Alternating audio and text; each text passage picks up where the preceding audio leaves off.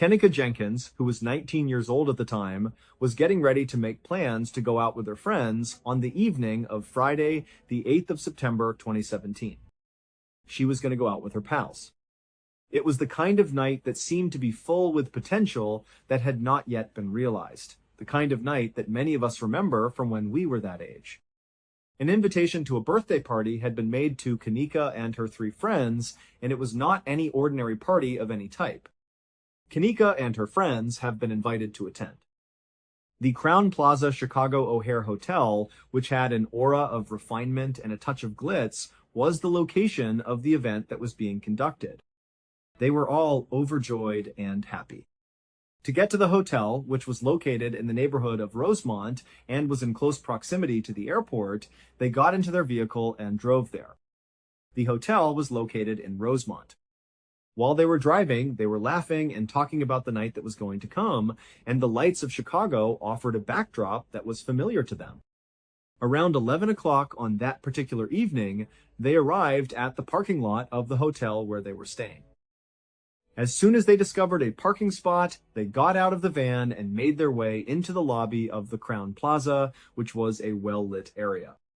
If we were to claim that the atmosphere was typical of a hotel that was filled on a Friday night, we would be understating the situation. In addition to checking in and going to the bar, there was a steady stream of individuals coming and going during the whole day. The group of friends that Kennica was with made their way to the elevator and then proceeded to rise to the 9th floor before arriving at their destination. Room 926 was the location where the event was held. As soon as they opened the door to the room where they were staying, the celebration had already begun in full swing. There were a significant number of people, including friends and friends of friends, who were jammed into the small hotel room despite its limited space. At the same time that people were dancing and the music was playing at a loud volume, beverages were freely passed from one person to another. As they had anticipated, the setting was brimming with life and vitality, which was exactly what they had brought with them. Kennica and her friends joined in very quickly when the news broke. There was a whirlwind of music, laughter, and conversation, and the hours began to blend together and became less distinct as the conversation continued. When Kennica arrived at the party, she was drinking, much like a large number of other individuals who were there. As the night went, it became increasingly apparent to a few of the other individuals who were attending the party that she was becoming quite intoxicated. This was the case since she was getting more and more drunk. At one point, when they attempted to give Kennica a hug, they discovered that she was so unsteady on her feet that she was unable to stand up on her own. Later on, a witness who was present at the moment provided this information to the detectives who were conducting the investigation. Another witness recalled seeing Kennica after some time had passed, and they both recalled seeing her.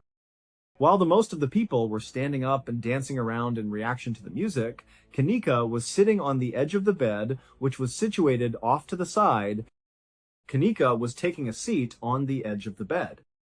It appeared as though she lacked the stamina and coordination required to even stand up, let alone dance, based on the manner in which she held herself. The mere act of sitting there gave the impression that she was unable to deal with the quantity of alcohol that she had ingested. It has been a couple of hours since that earlier time. It was sometime about 3 o'clock in the morning when the event took place.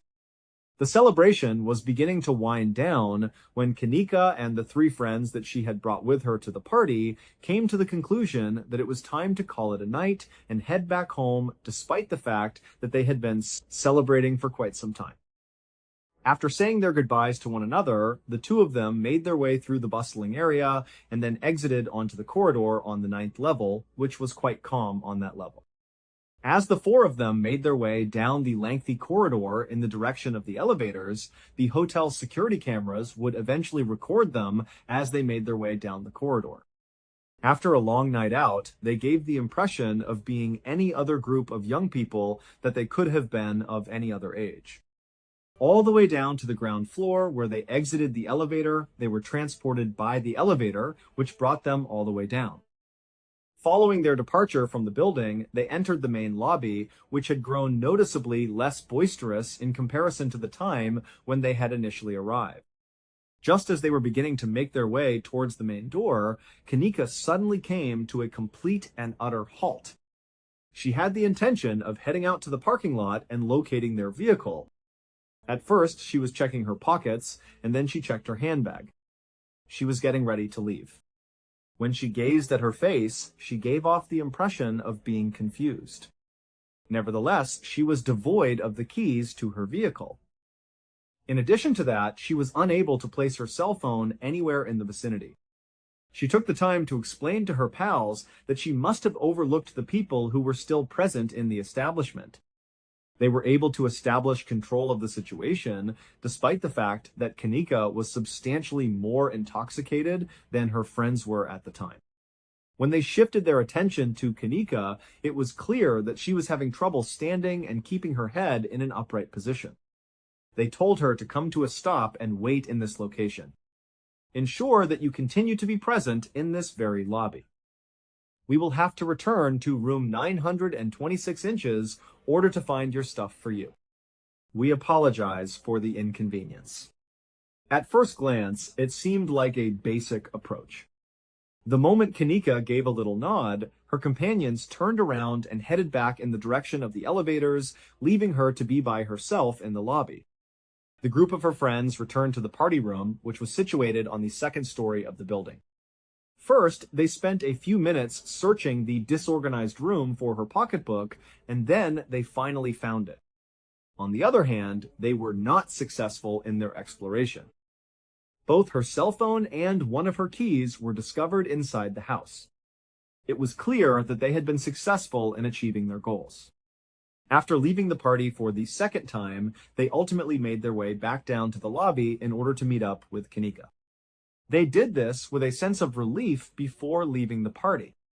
Nevertheless, there were no people present in the foyer upon the opening of the elevator doors and their departure from the elevator, because he was no longer present. They looked around, considering the likelihood that she had most likely just gone outside to get some fresh air. They were thinking about this possibility. Upon exiting the primary door, they proceeded to explore the surrounding region and take in their surroundings. It is not true, she was not there.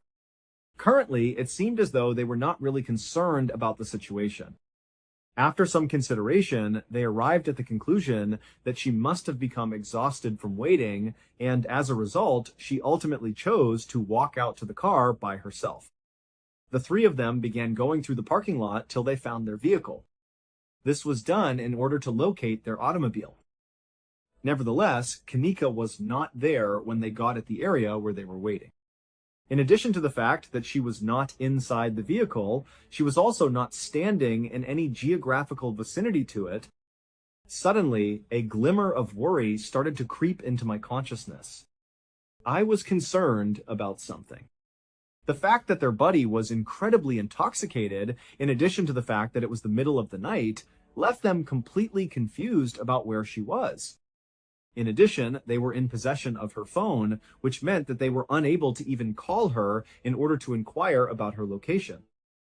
Teresa Martin, Kanika's mother, should be approached as the next logical step, according to the conclusion that they reached via their investigation. After taking out their phone, one of the pals called the number that had been provided to them from the list of available numbers. When Teresa picked up the phone in the middle of the night, she was immediately overtaken with a feeling of dread. This feeling occurred very quickly. As a result of the physical distance that separated them, the voice of the friend of her daughter who was on the other end of the line sounded peculiar. The events that had taken place were described in detail by them. They informed her that they had just left the party that was held at the Crown Plaza after they had left the party. Because Kanika was unable to find either her phone or her keys, they had left her in the lobby so that she could go look for them. This was done so that she could go and find them. After returning to the ground, they were unable to locate her anywhere in the area. Teresa was given the assurance that they had her phone and keys and that everything was probably fine, but they were unable to locate Kanika. Teresa was offered this assurance. Teresa's thoughts seemed to be racing at a quick pace. It was a straightforward inquiry that she addressed to them. Were any of you drinking any alcohol? A little lull occurred in the conversation that was taking place on the other end of the line. Both of the friends gave off the impression of being anxious and guarded. The situation was minimized by them, and they replied something along the lines of, "Oh no, maybe a drink or two." They continued to go on and on about how certain they were that Kanika was doing well for herself. However, when it came to Teresa, her instincts as a mother were screaming that something was horribly, extremely wrong. She was concerned about her daughter. Despite the fact that it was 3:30 in the morning, her daughter had not been seen for a considerable amount of time, and her friends were completely unaware of her disappearance. The fact that she would be arriving to the hotel on her own was something that she shared with them. At some point in the future, she was going to recover her children. Teresa Martin came at the Crown Plaza Hotel at a time that was quite close to 5 o'clock in the morning. The sun had not yet risen at that precise instant in time. She entered the tranquil lobby with the idea of locating Kanika, and she did it with a single, unwavering goal in mind. The first thing that she did was to go right to the front desk, and this was the first thing that she did. An explanation of the issue was provided by her to the manager who was on duty at the time. She shared with him the news that her daughter, Kanika Jenkins, had been present at a party that was situated on the 9th degree. It was stated by her that her companions had discovered her in this very same lobby the last time they saw her, but that she had disappeared since that time. Although Teresa made an effort to keep her calm, it is clear that she is in a desperate state of mind because of the tone of her voice. However, despite the fact that I am certain that she is doing well, we are unable to find her. Due to the fact that her friends have access to her phone, I am unable to get in touch with her. Would it be feasible for you to take a brief look at the footage that was captured by your security cameras in order to figure out where she went? We are unable to determine if she has left the hotel, or whether she is still present somewhere within the establishment, or whether she has departed the hotel. Viewing the video footage is all that is required of us at this time. It appeared as though the request, which was made by a mother who was experiencing fear, was reasonable. The personnel at the hotel, on the other hand, was completely and utterly unyielding in their refusal. She was advised by the management that they were unable to share her with the footage that was captured by the protection system. His point was that it was against the policy of the hotel to show a film to a guest who had not yet filed an official report with the police regarding a missing person. He believed that this was a violation of the hotel's policy.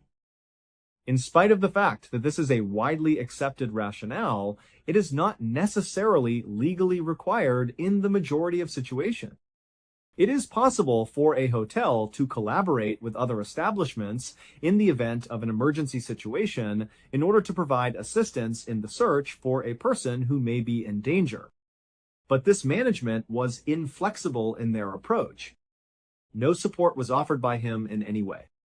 It was explained to Teresa by him that in order for her to watch the movie, she would first have to go and file a complaint for a missing person. Teresa was taken aback by the news. She was feeling more and more afraid with each passing minute, and she was becoming increasingly agitated. At the same time that time was running out, those individuals who were in a position to provide assistance to her continued to maintain their obstinate unwillingness to do so. Teresa, who was under the notion that she had no other choice, left the lobby of the hotel and stood outside in the chilly early morning hours. She was under the impression that she had no other options. After removing her own phone from her pocket, she dialed the number for the police department. In addition, she offered an additional explanation on the entire incident. In spite of the fact that the hotel had surveillance footage that could reveal the location of her child's whereabouts, they refused to show it to her without first receiving a complaint from the authorities. A search for her daughter was conducted at the motel. She repeatedly pleaded with the dispatcher to send an officer to this location in order to persuade them to show us the movie. Despite the fact that the officers were eager to listen to her, it seemed as though they did not share her sense of urgency over the matter. She requested, "Can you please send an officer down here?" When viewed from their perspective, it seemed as though this was a situation that occurred rather regularly. A young person who was 19 years old was present at the party that was being held. Overindulging in alcohol was her habit. She left on her own accord. Every single time it happens to be the case. Teresa was advised that her daughter was most likely with other friends and that it was possible that she had returned to a separate room in the hotel in order to get some rest. Teresa was also informed that it was possible that her daughter took a nap. They advised her to exercise patience and wait for a couple of hours before making any decisions. Be sure to check and see if Kanika is present. It is possible that she will call them once again in the event that she has not yet arrived by that time. Teresa was now feeling a double dosage of frustration as a result of the situation. In the beginning, there was the hotel, and now there are the police. Nobody took her seriously. She was not being taken seriously. At first glance, it seemed as though no one could possibly comprehend the terror that she was going through. During the time that the sun was just about to rise, her daughter had been absent for a substantial amount of time. She came to the conclusion that she would go out and look for Kanika on her own in the case that no one else was ready to help her search for her. In no way was she going to do nothing but wait around. There was no way that she would do that. At the same time as she was making her way back into the hotel, her determination got greater. Following her ascent into an elevator, she made her way to the 9th floor, which was the location of the party that had been hosted earlier. Initially, she started pounding on doors at one end of the hallway, and then she worked her way to the opposite end of the hallway. From door to door, she knocked on each and every one of them. She went door to door. In the event that she received a response, she would question as to whether or not the individual had seen her daughter Kendall. She would query as to whether or not she was there in their chamber by describing her through the use of her description. There was a significant amount of time that she spent walking around the floors of that hotel. As she made her way from the 9th level to the 8th floor, and then from the 8th floor to the 7th floor, she not only questioned every person she saw, but also knocked on every door she encountered. She was a single mother who was on a mission. She was frantic and frightened about the situation. Despite this, she was not making any headway at all. It was impossible to find Kanika anywhere. This continued to take place all throughout the morning and into the afternoon, even after it had already begun. After Kanika had been seen for the remaining time, the administration of the hotel eventually found out where Teresa was located at roughly 1:15 inches the afternoon. This was nearly 10 hours after Kanika had been seen for the last time. They came to the realization that she was actively searching for her daughter by going from one residence to another in an effort to find her. In addition, rather than offering to help her, they went ahead and reported her to the authorities. They not only filed a report of trespassing against her, but they also issued an order that she be removed from the residential property. In light of this, law enforcement officers arrived at the Crown Plaza for the second time on that particular day. Nevertheless, they were present this time in order to deal with Teresa during this particular instance. As soon as she encountered the law enforcement officers, she was presented with a fresh opportunity. It was with great urgency that she approached them and pleaded with them to reconsider their decision. My daughter has not been seen or heard from since 10 hours ago. I have not been able to locate her. I myself am in possession of it. We are currently in possession of her keys. My attempts to get in touch with her have been unsuccessful. It would be really appreciated if you could request that the hotel give you a copy of the surveillance film. After being approached by a mother who was obviously not going to give up, the police officers complied with the request this time around. Teresa accompanied the officers as they made their way to the front desk, where they gave the manager the information that they needed access to the CCTV film. After receiving their request, the staff at the hotel showed them the footage that they had requested. On the other hand, the only cameras that were shown to them were those that were situated in close proximity to the principal entrances of the hotel. The film was evaluated by both the law enforcement officers and the security personnel working at the hotel. It was during the late hours of the previous night that they were able to see Kanika making her way into the hotel with her friends. In spite of this, they never once saw her leave the area when they were going over the hours of tape. According to the information that we have, it does not appear that Kanika has left through any of the principal entrances. It seemed as though this was abundantly plenty for both the law enforcement and the motel establishment. After that, they switched their focus to Teresa and were on the verge of saying, well, there you have it. She is still present in a particular area of the hotel. They were under the impression that their task was complete. After seeing the movie that was shown to them, they were able to formulate a straightforward response to the question. There is no attempt made to seek information regarding the existence of additional cameras. Could you please confirm whether or not there is surveillance equipment installed in the basement, the service areas, and the corridors? The investigation had been completed at this point in time due to its conclusion. Following that, they conveyed to Teresa the news that they were no longer able to contribute to her assistance. Furthermore, due to the fact that the hotel had filed a complaint, she was no longer allowed to remain on the grounds with the goal of conducting a search. She was left with no other option but to leave, and the result was that her heart was broken in the process. Her hunt for answers was fruitless, and at this time she was unable to even look for her child on her own. She was at a loss for explanations. Teresa and her family were unable to see through the haze that was the remaining hours of the day, and they were filled with the most terrible suffering. It was impossible for them to assist. It was quite difficult for them to find Kanika within that hotel, despite the fact that she was most certainly located somewhere within the establishment. The initial idea that she had simply drifted out with friends or gone to another room grew less and less plausible with each passing hour. This was because she had been out for a longer period of time. Due to the fact that she had been absent for a considerable amount of time, this was the result. Both her phone and her keys were out of her possession. Her lack of communication with anyone was a problem. Despite the fact that her mother had spent a number of hours doing a comprehensive search of the public floors of the hotel, she had not been successful in locating her daughter. The passage of time itself was the one little detail that destroyed the idea, and it was the one thing that utterly demolished the core drunk teenager will turn up theory. Extremely long periods of time had already elapsed. Something was wrong with the circumstance. A nagging feeling that had started in the middle of the night had now turned into a full-blown certainty for her family that Kanika was in extremely precarious circumstances. This realization came about as a result of all that had happened.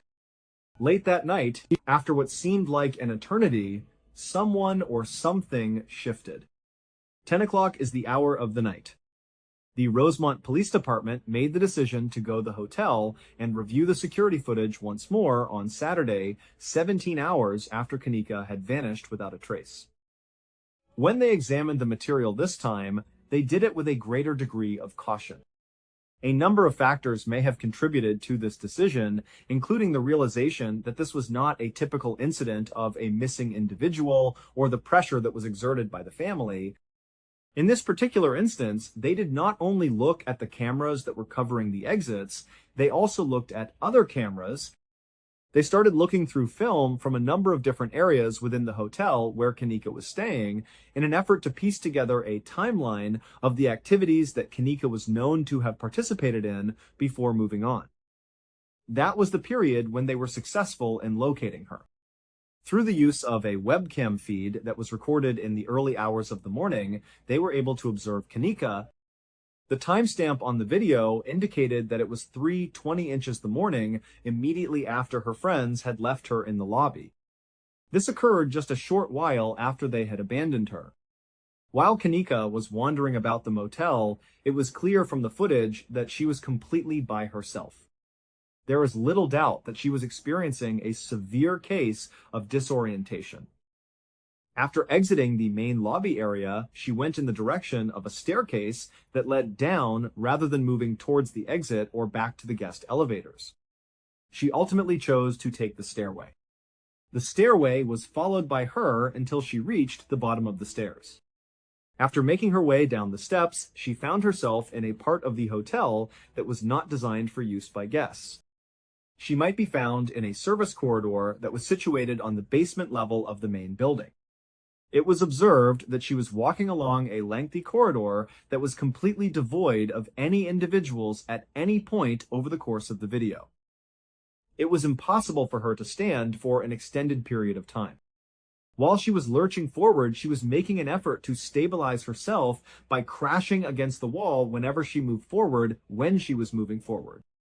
It appeared as though she was confused and disoriented. Immediately after that, the camera caught her as she rounded a corner and entered a large kitchen that was constructed out of stainless steel. This kitchen was not used at all throughout the time that it was being restored. To put it another way, it was essentially abandoned to the point that it was practically abandoned. In the course of her journey around the empty kitchen, she came across ovens and counters that were not being utilized by anyone. It was at that very moment that she stepped away from the camera's line of sight, which was situated at the opposite end of the kitchen. When the shot was taken, she was no longer showing up. The authorities maintained their monitoring efforts, employing a number of different camera angles in their investigations. In contrast, she was never captured on any other camera again after that point in time. Following the time when she left the kitchen, there was no more sighting of her. Now that they had a specific location from which to carry out their duties, the authorities were completely aware of the tasks that they needed to complete. Following their departure from the security office, they dashed straight down to the basement of the hotel, where they remained until they were no longer in danger. The exact halls that Kanika had gone through a few hours earlier were traversed by them as they made their way through the same vacant corridors. After entering the kitchen, there was a complete lack of any noise whatsoever. At this point, they began their search. The clock was ticking down to 1 o'clock in the morning, and it was still far beyond midnight. It was precisely the morning of Sunday. It had been close to 24 hours since Kanika's friends had last seen her. This meant that some of them had not seen her in quite some time. In addition, the unfortunate finale of the search for Kanika Jenkins took place in the kitchen where she was being detained. The police officers saw a massive freezer that was accessible to the general population. It was possible for them to open the enormous passageway. In addition to that, they found Kanika hidden away. Her existence had come to an end. As a result of the study, the events that took place during the perplexing minutes that she was dying were pieced together. After she had parted ways with her friends, Kanika, who was in a state of acute intoxication, had drifted off into the distance. After making her way down, she entered the kitchen of the hotel's basement, which was absolutely devoid of any presence. A walk-in freezer of considerable size and of commercial quality had been left on and unlocked for reasons that we may never be able to fully comprehend. The freezer had been left on. There was a door that was open. Kanika, who was probably looking for a spot to relax or rest because she was lost, entered the entryway. She must have been looking for a location to do so. The heavy door, which was constructed to close tightly and was insulated, swung shut behind her once she had left the room. Due to the fact that the door had already been shut, it would have been incredibly challenging, if not impossible, for someone in her position to open the door from the inside. Despite the fact that the majority of current refrigerators come equipped with an integrated safety release mechanism, it is extremely plausible that Kanika was unable to locate it or even realize what was happening place. Her death was brought on by hypothermia, which was brought on by the fact that she was confined inside the icy environment. Kanika's death was determined to have been the consequence of an accident, according to the official verdict of the medical examiner. Alcohol and topiramate, a medication that is taken for epilepsy and migraines, were discovered as significant contributory factors when it was concluded that hypothermia was the cause of death. Hypothermia was also recognized as the cause of death. From the perspective of her family and a sizable portion of the broader public, however, the narrative was not as straightforward as it may have appeared. The announcement of her passing and the unusual circumstances that accompanied it aroused an anger of unparalleled proportions. Irreverent circumstances surrounded her passing. The information that was brought to light regarding the hotel, as well as the initial response that the police department provided to the matter, shocked and outraged the general population significantly. Internet sleuths and concerned individuals began investigating every piece of evidence that was available, and when the conspiracy theories involving the alleged foul play were initially published, they began to spread like wildfire throughout the internet.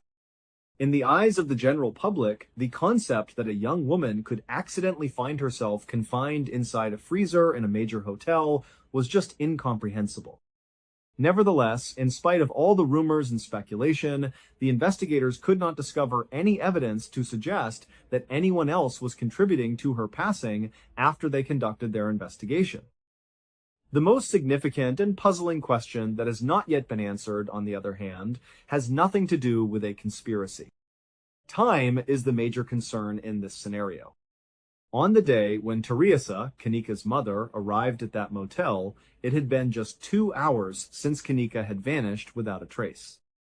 Earlier, she had urged with the employees to have a look at the surveillance cameras. When she was in a difficult situation, she had pleaded with them to help her. They were not in agreement. The police, upon receiving her call, did not take her worries into consideration and instead asked her to wait for additional instructions.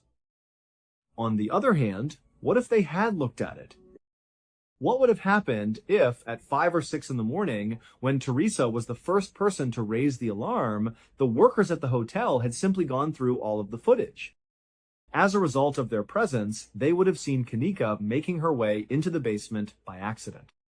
They might have found her in the kitchen, which was a possibility considering the circumstances. A maximum of a couple of hours would have been the maximum amount of time that she would have spent in the freezer prior to that crucial period. Not only is it conceivable that she would have been alive all along, but it is also a chance that she would have been alive if she had in fact been alive. Tragically, not only is it a tragedy that Kanika Jenkins lost away, but it is also a tragedy that she could have been prevented from passing away to such a big degree. There was a window of opportunity when a rescue could have been performed. Nevertheless, that window of opportunity was allowed to close. The string of failures, which included the hotel's refusal to comply and the police's initial lack of urgency, were the reasons why there was a window of chance. Almost immediately after the occurrence, Teresa Martin filed a lawsuit against the Crowne Plaza Hotel, the security company that was employed by the hotel, and the restaurant that was leasing the cooking space. Many millions of dollars were the subject of the complaint that was filed. It was alleged in the complaint that they were careless in the sense that they did not adequately lock a potentially hazardous place, which was the walk-in freezer. In addition, it was asserted that the fact that they did not respond promptly to her requests for assistance was a direct factor in the passing of her daughter. Following a protracted legal struggle, the matter was ultimately settled out of court for a sum that was estimated to be greater than $6 million. Despite this, there is no amount of money that will ever bring Kanika back or erase the dreadful what-ifs that will continue to afflict her family. Neither one of these items is feasible at this time. They are left with the disheartening reality that the system that was intended to protect individuals failed their daughter at every single point of the process. They discovered that they were in this predicament without knowledge. In the final eerie film, Kanika can be seen wandering through the hotel's chilly and deserted hallways by herself. This footage serves as a heartbreaking final tribute to a life that was cut too short. In addition to this, it serves as a sobering reminder of how a series of decisions made by bureaucrats that appear to be of little significance can result in the most disastrous of outcomes. I want to express my gratitude for your presence here today. If you watched the program that was broadcast today, I would appreciate it if you could share your ideas with me in the comments area. Also, bear in mind that we have a whole playlist of episodes of true crime waiting for you to watch in one sitting right now. You may watch all of these episodes in one sitting. Till the next time we meet again. What's going on? During the most challenging time of World War II, which was the 1940s, a group of Russian scientists were tasked with the responsibility of tackling a particular problem that was very pressing. The objective was to design a plan that would enable them to maintain the alertness of their men and keep them engaged in warfare for lengthy periods of time. When it came to the demands of the war, fatigue was just as deadly of a foe as any other enemy that might be found on the battlefield of the conflict. Accordingly, they devised a plan for conducting an experiment. A study that was carried out on human subjects with the intention of determining the absolute maximum amount of sleep deprivation that may be tolerated. The objective of this experiment was to ascertain what would occur to the human mind and body in the event that sleep was completely removed from the equation. They required subjects to work with in order to accomplish this. They were able to find the 5 individuals when they were disguised as prisoners of war throughout their search. In light of the fact that these people were likely to face a challenging future, the arrangement that the scientists offered them seemed like a miracle to them. They were informed that they would be subjected to an experimental gas that would prevent them from sleeping for a period of 30 days during the period immediately after the exposure. In the event that they were able to survive the entire 30 days, they would be released from their confinement under the terms of their freedom. As a result of the fact that they had everything to gain, men who had nothing to lose and everything to gain were unable to refuse this offer because they had everything to gain. There is a good chance that when they gave their agreement, they were anticipating a difficult but ultimately manageable struggle that would conclude in them being released as free men. The investigation was carried out inside of a gas chamber that was completely sealed off from the outside world. It had the ability to provide for itself despite the fact that it was quite small. In the interior, there were cots for the 5 guys, a basic bathroom, flowing water, and enough dry food to sustain them for well over a month. Additionally, there was a simple restroom. To further assist in passing the time, there were also literature available for consideration. Absolutely, without a shadow of a question, the gas was the most essential component. A chemical concoction that the researchers believed would effectively inhibit the need for sleep without generating any bad effects that could be fatal was the stimulant that was being tested in this experiment. The researchers believed that this mixture would be effective. Given the circumstances, it was reasonable for them to think that it would not lead to the deaths of the individuals. In those days, there were limitations placed on the usage of technology. The room was not monitored by any closed-circuit cameras at any point during the day or night. Instead, there were no cameras present. As an alternative, the researchers were compelled to rely on a number of microphones that were strategically placed throughout the room in order to listen in on the participants. They had a single, small, round porthole window that was approximately 5 inches thick. This was done for the purpose of delivering a visual. Utilizing this glass, they were able to observe the chamber from the observation room that they were in. They would be able to see the events that took place through this microscopic window and the crackling microphones during the course of the 17 days that followed. Consequently, the staff members brought the 5 men inside the room where they were being held. After they had left, the heavy steel door was secured tightly behind them, and the locks produced a satisfying clanking sound as they were locked. Immediately after that, the researchers began to introduce the stimulant gas into the room through a pump. The experiment had not yet begun, but it was now officially confirmed. At first glance, it seemed as though everything was going according to plan throughout the first few days of the process. The behavior of the individuals was similar with what one would anticipate from any group of strangers who were all confined in the same location. This was the case despite the fact that the participants were awake. During the process of getting to know one another and sharing stories from their prior lives, they participated in idle discussion with one another. There was a sense of cautious optimism that could be heard in their words, as they were of the same opinion that they would be able to make it through this together and obtain the freedom that had been promised to them. Not only did the researchers observe, but they also listened and took notes on what they came across. A gas that was operational was present. In the study, every single person was awake. Things are going swimmingly up to this point. The researchers, on the other hand, began to see a discernible change in the way that the conversations were being carried out on the fourth day of the study. After some time had passed, the idle chatter and incessant chit-chat were no longer present. Instead of talking about anything else, the men started talking almost exclusively about incredibly traumatic events that had occurred in their previous lives.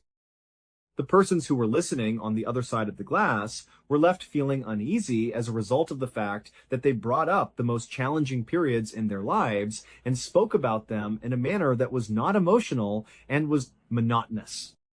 In spite of the fact that it had only been a few days since the room had been filled with optimism, that optimism had completely disappeared. In consequence of this, it was replaced by a growing sense of unhappiness and pessimism regarding the circumstances in which they currently found themselves. As more time passed, she gradually came to the idea that she was unable to sleep and that she was confined to a room because she was stuck there. In the vicinity of the sixth day, there was yet another occurrence that was of immense consequence. All of the subjects stopped speaking with one another, including each and every one of them. Immediately after that, there was a profound and nervous stillness that pervaded the entire room. A group of males who had previously been a loosely organized group had now fully isolated themselves from one another. This was a significant change from the previous situation. One by one, each and every one of them staked their claim to a certain sector of the room, a small space that was only theirs to hold. They were muttering to themselves in a low voice as they were sitting or standing for long periods of time. The researchers paid close attention to the conversations that were being picked up by the microphones in an effort to make sense of the hushed chats that were being picked up. Through a growing sensation of anxiety, they came to the idea that the subjects had been persuaded that they could achieve their freedom by betraying their fellow troops. This realization caused them to feel uneasy. Subjects would approach one of the mics one at a time and begin whispering once they were in close proximity to it. This would happen in a sequential manner. In order to gain favor with the researchers, who they believed were evaluating them, but who were not there, they would concoct elaborate and false tales about the other participants, accusing them of committing a range of wrongdoing. This was done in an effort to win favor with the researchers. They were under the notion that if they were able to just sell out some of the other option choices, then they would be the ones chosen for distribution. In contrast, the researchers did not take any action in response to the situation. Through simple listening and observation, they meticulously documented the psychological degeneration that was taking place. They were not there to make deals, rather, they were there to observe the ramifications of the gas and the lack of sleep. This was done so that they could see the effects of both of these factors. Over the course of 3 more days, this pattern of secrecy and subtle treachery continued to be observed. With the passage of time, the atmosphere inside the chamber got increasingly suffocating and toxic. The strain was clearly beginning to take its toll on their minds, despite the fact that their bodies were still in good shape. It was obvious that their minds were beginning to break down. After then, the experiment took a violent and terrifying turn on the morning of the 10th day, which ultimately led to the conclusion of the experiment. Surprisingly, and without any prior warning, one of the individuals began screaming. There was no prior warning. It was not a brief outpouring of agony or exasperation by any stretch of the imagination. At the same time, it was a shout of pure misery that was full-throated, continuous, and of a primeval character. As he started screaming at the top of his lungs, he started running back and forth across the small chamber. He was becoming increasingly agitated. there was a reverberation of his voice off of the concrete walls. While observing the scene from the viewport, the researchers stared in a state of stunned scrutiny. 3 hours in a row, the guy fled and yelled in an attempt to get away from the situation. When confronted with this outburst, the other 4 players responded in a manner that was both peculiar and unnerving. There was not a single response from any of them. The man who was yelling did not appear to be real, at least not from the outside. The fact that they did not acknowledge him, that they did not communicate with him, and that they did not make any effort to calm him down was disappointing. They gave off the impression that they were completely oblivious to the fact that they were in a confined space that was rather small and contained a man who was ranting at an extremely high volume. Instead, they made the decision to embark on a peculiar and methodical project that they carried out on their own. Within the books that had been left for them, they started ripping pages out of the volumes as soon as they were placed. The pages were transported to the little bathroom area where they were soaked in water, and then they started plastering them on the interior of the porthole window, which had a thickness of 5 inches. They steadily obscured the researchers' only view into the chamber by covering it with damp papers page after page. This was the only way they could see inside. In spite of the fact that the shrieking continued to fill the room, they worked in a manner that was composed and focused on their goals. After a period of 3 hours, there was an abrupt halt to the screeching that had been going on. Even after the sounds had ceased, the man continued to run in the opposite direction, going back and forth between the 2 locations. There were just a few faint squeaking noises that the researchers were able to pick up on when they listened via the microphones, despite the fact that they made every effort to do so. Their inquiry led them to the conclusion that the man had yelled so loudly and with such ferocity that he had physically torn his own voice cords to shreds. This was the conclusion that they reached after conducting additional investigations. He could only produce those wretched, gasping squeaks, which were the only sounds he could make. After a while, he lost the ability to yell. When his voice eventually gave up, a few of the other subjects had already finished their job. He was the last one to finish. This was the predicament, which involved completely concealing the viewport.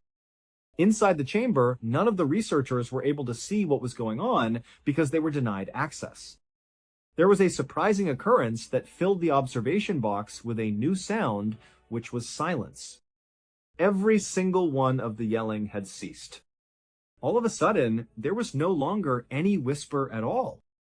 It was no longer possible to hear any murmuring. It was completely devoid of everything. Over the course of the succeeding 3 days, the chamber was characterized by an absence of any and all noise whatsoever. After this moment, the researchers were separated from the rest of the population. Not only were they unable to see, but they also lacked the ability to hear something. Their ignorance of the events that were taking place inside was full and utter. As time went on, the scientific team began to experience an increasing sense of terror. Have all of the subjects been left out of the evaluation? Are you of the opinion that there was a problem with the microphones on the stage? The only piece of information they had to work with was a single piece. During the time that they were inside the chamber, they were monitoring the amount of oxygen that was being used up. Furthermore, they were able to deduce on the basis of the data that the gas was still being used at a rate that was comparable to that of 5 individuals who were still alive and breathing at the time. In point of fact, the amounts of oxygen that were consumed were very large, which implies that the subjects were indulging in strenuous physical exercise. Given that they are entirely silent, what might they possibly be doing at this moment? The debate was intense among the group of researchers who were working together. Having endured this unsettling silence for 3 days, I finally reached my breaking point. The decision was reached by them that they needed to take some kind of action. Due to the fact that they were unable to accept the risk of opening the chamber without having any previous information of what was going to take place, they made the decision to make use of the intercom system for the very first time since the experiment had begun. As he came in closer to the microphone, one of the key researchers said something with a strained tone in his voice. He went on to announce to the people in the room that they were going to open the door in order to test the mics. He then proceed with the announcement. In order to ensure that the persons did not struggle, it was requested that they lie down on the floor in a flat position. He gave them the assurance that they would be rewarded to the extent that they complied. After that, he made an offer that he believed would have the effect of breaking the silence and generating a response from the other party. It was his response that he said, "If you comply, one of you will be granted your immediate freedom." In the moments that followed the proclamation, there was a brief pause that was characterized by static. In the time that they were waiting, the researchers did not let their breath escape. Following that, a voice could be heard emanating from the person who was speaking. Even though there were no clouds in the sky, the atmosphere was utterly terrifying. At first glance, it seemed as though a single person had approached a microphone and articulated their thoughts in a manner that was completely understandable. In his statement, he made the statement that we no longer want to be freed. The researchers were filled with fear and confusion as they confronted one another and looked at each other. During that time period, they were still alive. The microphones were operating as expected. The message, on the other hand, was incomprehensible without exception. What might possibly be the reason that they would no longer want to be let free? I was curious as to what exactly had occurred in that room. The decision was made in the end that the chamber would not be open to the public. The chilly response had caused everything to be different from what it had been before. Ultimately, they came to the conclusion that the experiment should be allowed to continue until it produced the desired outcome. It took 2 more days before the silence returned, and when it did, it was profound and unnerving. There was still a cover that was placed over the porthole. The amount of oxygen that was consumed stayed at a somewhat high level. Finally, at the stroke of midnight on the 16th day, the researchers made the announcement that the experiment had been completed in its entirety. Eliminating the stimulant gas from the chamber was the initial step that needed to be taken in order to complete the task. They began an air pump that brought in clean, fresh air after they had turned off the supply of air. Immediately after the chamber was filled with the fresh air, there was a sudden breach in the silence that happened in the room.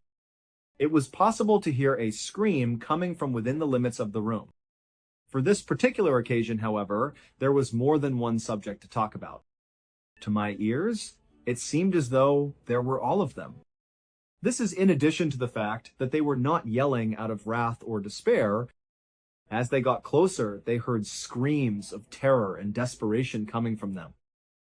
The researchers were able to hear them pleading and asking for the gas to be turned back on through the communication link that was provided by the intercom. Someone who sounded like they were totally confident that they were soon to pass away was the one who made the statement. A number of soldiers was called in to break into the chamber and remove the individuals who were being held captive, despite the fact that they begged for their release. When they broke the seal that had been placed on the enormous door, the military was able to open it. Although it had been 5 days since the researchers had last seen the scene inside, they were finally able to catch a glimpse of it as they stood behind them. The situation was an example of something that may have been taken straight from a nightmare. The place was a shambles, a piece of disaster. The floor was covered with a thick coating of bloody water that was approximately 4 inches deep and had grown stagnant. This water had gotten stationary. It was the drain in the middle of the room that had been purposely stopped, and it was the source of the issue that was plaguing the establishment. Regrettably, the 5th subject, the one who had ended up not surviving, had passed away. The appearance of his chest and thighs was such that it seemed as though portions of skin had been removed from them. It was determined by the researchers that these pieces of his own body had been used to plug the drain, which led to the room becoming flooded. This was the cause of the flooding.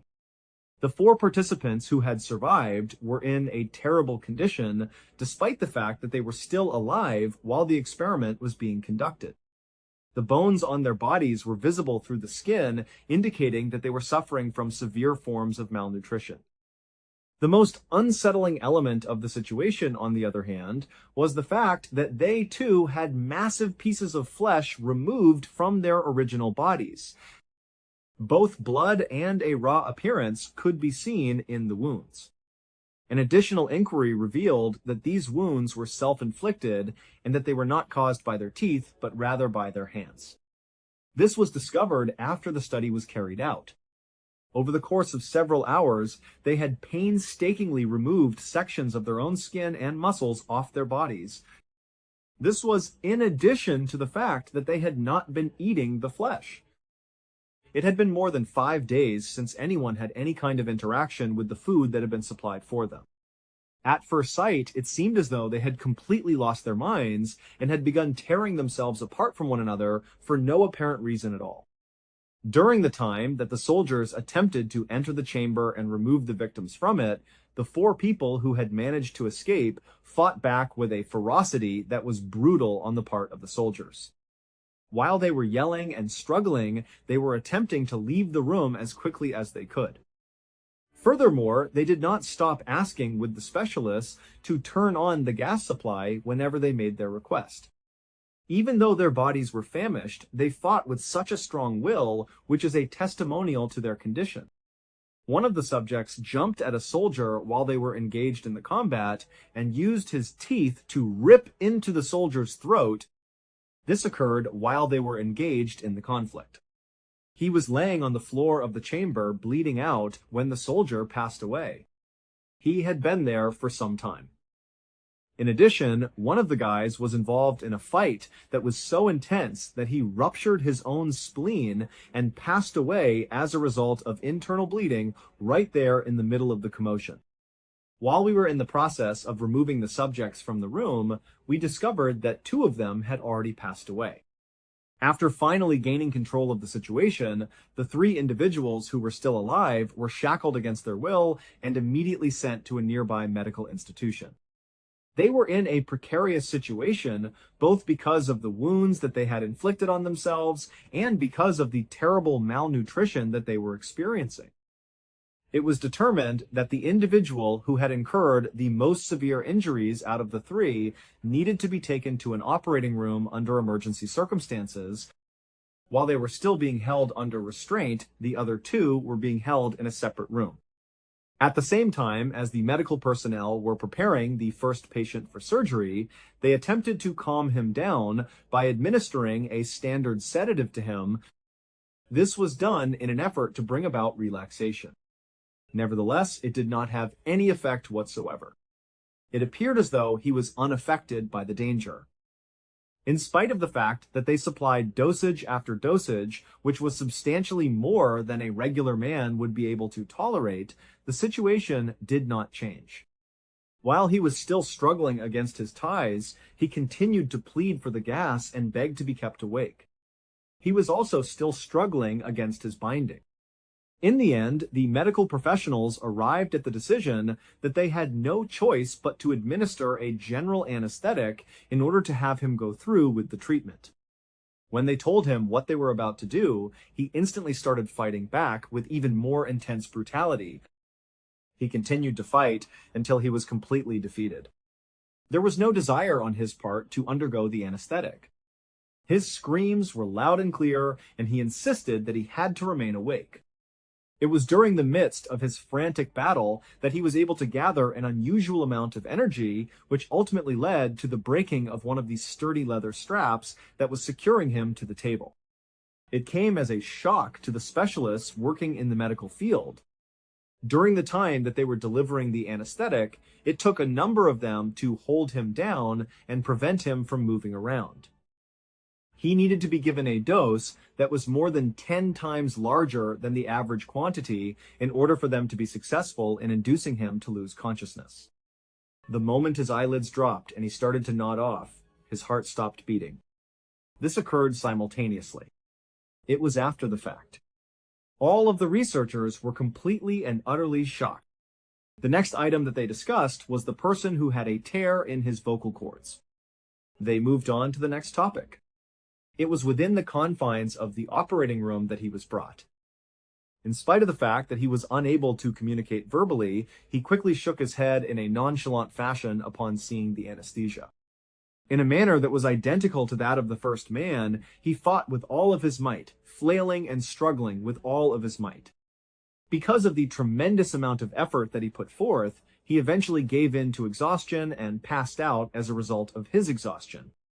His vital indicators remained the same at the time he lost consciousness, just as they had been the case with the previous topic. In addition to that, he has lost his life. In the present moment, there was only one subject that was still available. 2 of the 3 people who had survived had already passed away by the time they were rescued from the chamber, and both of them had passed away the instant they had closed their eyes and gone to sleep. After doing their research, the experts arrived at the conclusion that the symptoms they were experiencing were indeed caused by sleep itself. They came to the conclusion that the most recent survivor would not benefit from doing surgery. They could have decided to come up with a fresh approach as an alternative. After that, they would reset the gas supply and then place him back inside the chamber where he had been previously contained. Given the circumstances, it was quite probable that it was the sole factor that was preventing these men from going away. Before bringing him back into the chamber, it was decided that he would be connected to an electroencephalogram (EEG) machine so that they could monitor the activity of his brainwaves. One of the things that they conducted in the experiment was something that they had not done up until this point in the trial. Following the attachment of the electrodes to his scalp, they proceeded to activate the monitor and initiate the treatment further. At the same time that a green line was following the patterns of his brain activity, the researchers were observing the screen that was presenting the statistic. After then, they became aware of something that was not only odd, but also profoundly unsettling. The line on the electroencephalogram would periodically go entirely flat for a brief period of time, giving the impression that he was completely incapacitated and without any consciousness. Immediately after that, it would immediately resume its regular activity in a manner that was just as abrupt. There was a surge and decline, and then there was a plateau after that. There was a surge and decline, and then there was a plateau after that. During the time when one of these episodes of flatline occurred on the monitor, it just so happened that one of the researchers was looking at the subject himself. He saw the subject's eyelids entirely closed for a brief moment, but it was only for a fraction of a second. It was a brief period of time spent sleeping. He was literally going through a period of brain death each and every time he blinked or his eyes briefly fluttered shut, and this was happening over and over again. He was going through this process over and over again. The researchers were finally made aware of the terrible reality that they had been living with. Because of the combination of the gas and the awful lack of sleep that they had been suffering, their bodies had undergone significant changes. This was the outcome of the combination of the 2 factors. They were no longer responding to it as a therapeutic process. Rather, it was a process that ultimately proved to be fatal for them. After they realized that the final victim was on the verge of experiencing the same fate as the others, they made a frenzied run to get him back inside the chamber and resume the gas. They eventually succeeded in doing so. A furious race against time was taking place in order for them to recover their last piece of data, which was also their last survivor. They were trying to save it no matter what. On the other hand, it was already quite late. As a result of the consequences of the preparations that were being made for the chamber, the body of the victim ultimately succumbed to the effects. He fell into a deep and restful sleep as he drifted off to sleep. As the researchers observed the EEG monitor, they were filled with a spooky sense of wonder. For a limited period of time, the brain waves that are indicative of a significant amount of deep slumber were exhibited on the screen. He had been waiting for a period of more than 15 days before he was finally able to enjoy a night of pure sleep. After a certain point, the line reached a point where it was completely flat. Suddenly, his heart stopped beating. It was after the fact. Every one of the 5 topics had vanished as a direct consequence of this. The disastrous failure of the experiment had resulted in the deaths of a total of 6 individuals, including the soldier. These deaths were a direct consequence of the failed experiment. The researchers were left with a mountain of worrying data at the end of the day, but they did not have any answers that could be considered definitive. In what specific ways did the gas affect them, and how did it affect them? What caused them to go insane and rewire their biology to make resting a potentially dangerous condition? Might it have been the stimulant itself, or might it have been the prolonged and complete lack of sleep that had led them to become insane? There was no way that they would ever be able to provide an answer to the question that was being asked. During a period of extreme desperation, the documents of the experiment were buried, and the story was covered up. This was a terrible secret that was kept hidden from the public. When the unrelenting pursuit of knowledge crosses the boundaries of ethics and enters the murky unknown of the human mind, it serves as a sobering reminder of the potential outcomes that could occur as a consequence of this. I want to express my gratitude for your presence here today. If you watched the program that was broadcast today, I would appreciate it if you could share your ideas with me in the comments area. Also, bear in mind that we have a whole playlist of episodes of True Crime waiting for you to watch in one sitting right now. You may watch all of these episodes in one sitting till the next time we meet again. What's going on?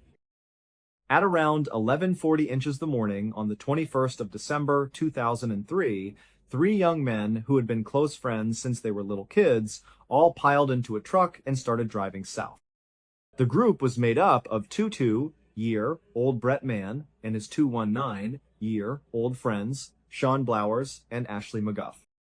They all lived in a coastal city called Darwin, which is the capital of Australia's Northern Territory. Now, the Northern Territory, also known to locals as the Top End, is a massive stretch of land in the central northern part of the continent. To give you some perspective, it's about 6 times bigger than the entire United Kingdom, but it has about 280 times fewer people living in it. The UK is home to around 70 million people, while the Top End has a population of only about 250,000. And what's even crazier is that half of those people all live in that one city, Darwin. There are a lot of reasons why so few people live in the Top End, ranging from politics to a serious lack of infrastructure. But the most obvious reason is that this part of Australia is just unbelievably wild, rugged, and dangerous. It's scorching hot all year round, and the weather itself can be incredibly unpredictable and violent. And of course, there's the old saying that pretty much every animal there is actively trying to kill you and each other. But for Brett, Sean, and Ashley, this was just home. They had grown up in Darwin, so they were totally used to all the hazards of living in the Top End. It wasn't something they spent a lot of time worrying about. What they were concerned with was a much more common problem for young guys: finding something to do and not getting bored. On this particular day, to fight off that boredom, the 3 of them had decided to drive out to a salt flat located about 50 miles southwest of Darwin. It was this huge, wide-open plain where they could just blast around on their quad bikes for hours.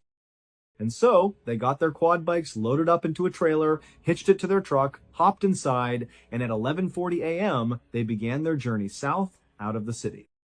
The first road they took was a pretty desolate dirt track that wound its way through the wilderness.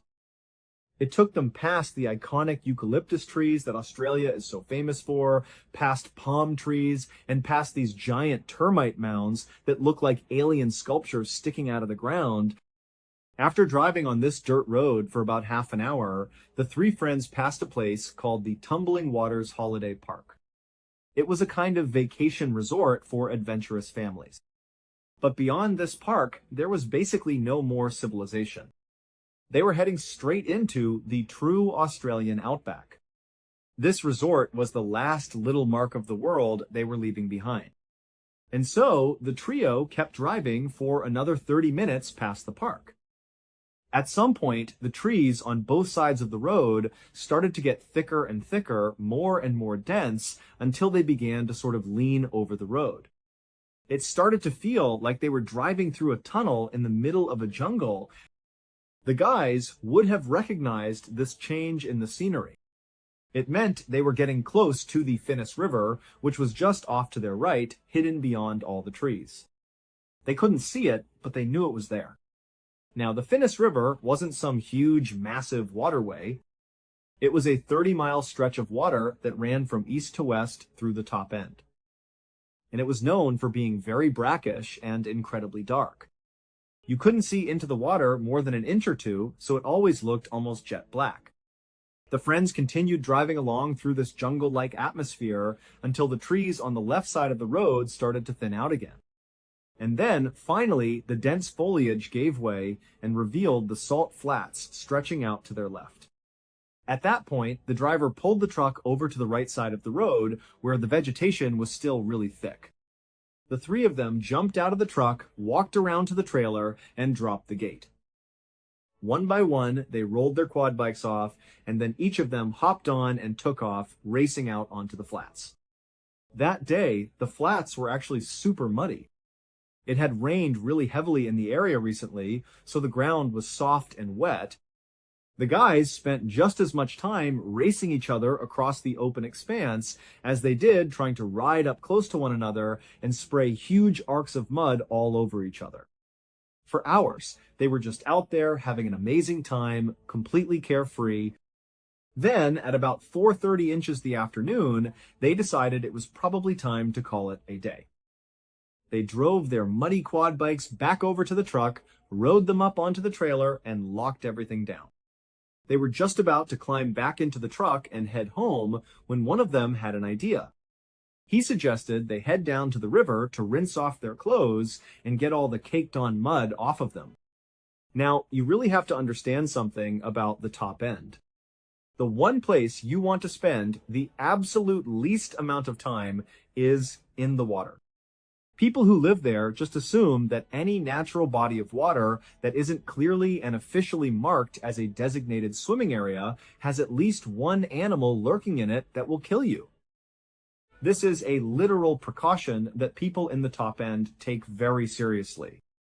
And this specific section of the Finnis River, the one these three friends were thinking about jumping into, was definitely not a designated swimming area. It was a place that should have been avoided. But you have to remember, these three guys had grown up in the top end. They were used to living in this kind of wild environment. And besides, they had been to these salt flats so many times over the years.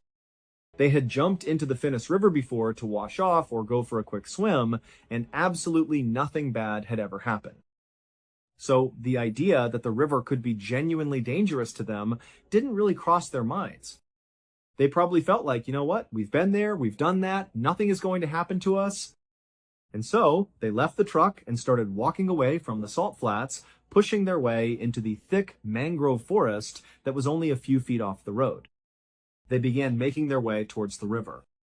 Normally, the walk from the road through the forest to the riverbank would take about 10 minutes. But after walking through this mangrove swamp for maybe just a minute, they were already standing in river water. It was only a couple of inches deep, but it was a clear sign to the guys that the river was very swollen from all the recent rain. It had overflowed its natural boundaries and had flooded the surrounding mangrove forest. But the three guys just kind of looked at each other and probably thought, what's the big deal? I'm sure we'll be fine. And so they kept moving forward. But as the mangroves started to thin out, they began to slow down quite a bit. This was because the banks on the edges of the Finnis River were known to be very, very steep.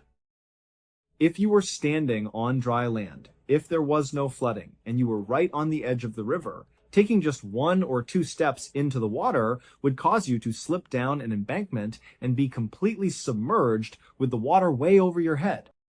But as these guys were walking, because the ground was flooded with that dark brackish water, they couldn't see the ground at all.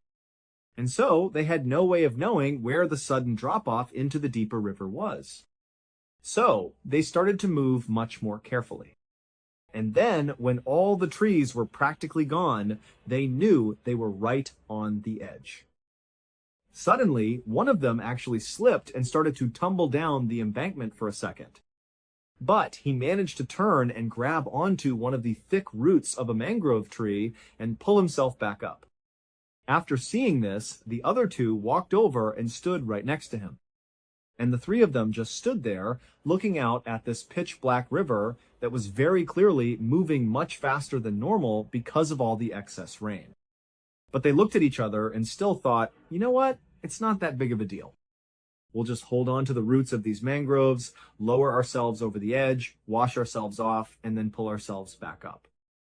No problem. And so, that's what they did.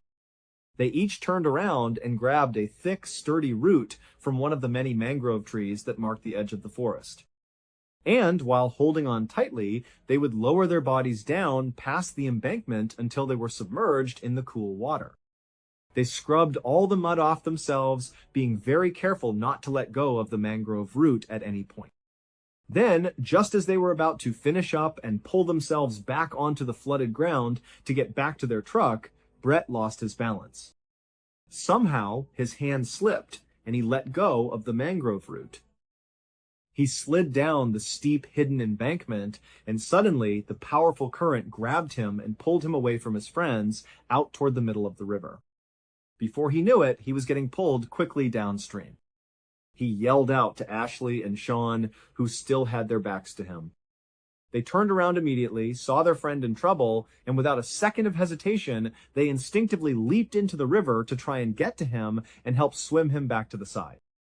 Now, all three of them were very good, competent swimmers. So, at this point, it wasn't a high panic situation. It was more of an inconvenience, and maybe even a little bit funny. That's why they jumped in so readily. They figured, worst case scenario is we all drift down the river for a bit, get out somewhere down there, and then we have a long walk back to our truck. But as soon as Sean and Ashley were free floating in that river, they felt just how strong that current really was. It was way stronger than they had been anticipating. And that's when they actually started to get a little bit worried.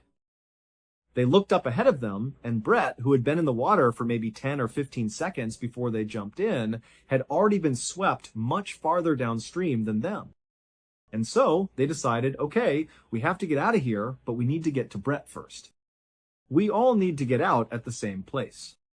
So they made a plan. They were going to swim downstream, meet up with Brett, and then all three of them would get the heck out of that river as fast as they possibly could.